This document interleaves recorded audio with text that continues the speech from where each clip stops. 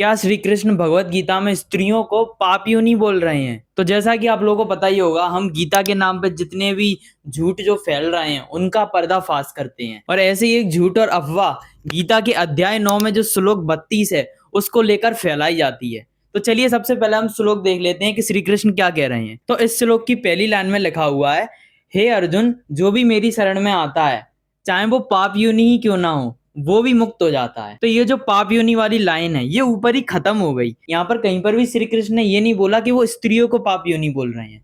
सबसे पहले हम जान लेते हैं कि ये पाप योनि का मतलब क्या होता है।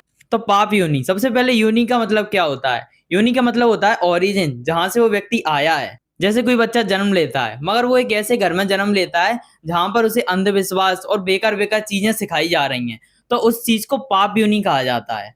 और एक पुण्य योनि होती है, जैसे कि बच्चा जन्म लिया मगर उसे संस्कार दिए जाते हैं अच्छे, उसे इंसान बनाया जाता है, उसको जो भ्रम होते हैं, जो बेकार चीजें होती हैं, उनसे उसे दूर किया जाता है। इसको हम कहते हैं पुण्य योनि। तो यहाँ पर श्री कृष्ण वही कह रहे हैं कि जिसके घर में बेकार चीजें सिखाई गई हो, अंधविश्वास सिखाया गया हो, ऐसी पाप योनि को भी मुक्ति मिल जाएगी अगर वो कृष्ण की शरण में आ जाए। फिर दूसरी लाइन में लिखा है, स्त्रियां वैश्य या शूद्री क्यों ना हो, मेरी शरण में आके इनको भी मुक्ति मिल जाती है।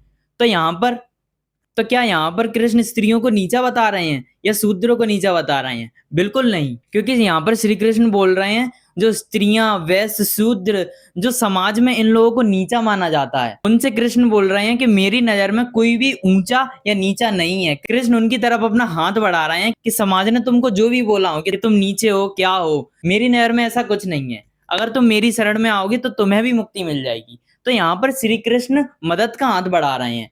जो हमारे समाज में ज्यादातर लोग स्त्रियों वैश्य शूद्रों को नीचा मानते हैं, किसी काबिल नहीं मानते हैं, तो श्री कृष्ण तो इस बात को बेकार बता रहे हैं, वो मदद का हाथ बढ़ा रहे हैं कि ऐसा कुछ नहीं होता है। उम्मीद करता हूँ आपको वीडियो पसंद आया होगा। वीडियो को लाइक कर देना और चैनल को फॉलो कर देना।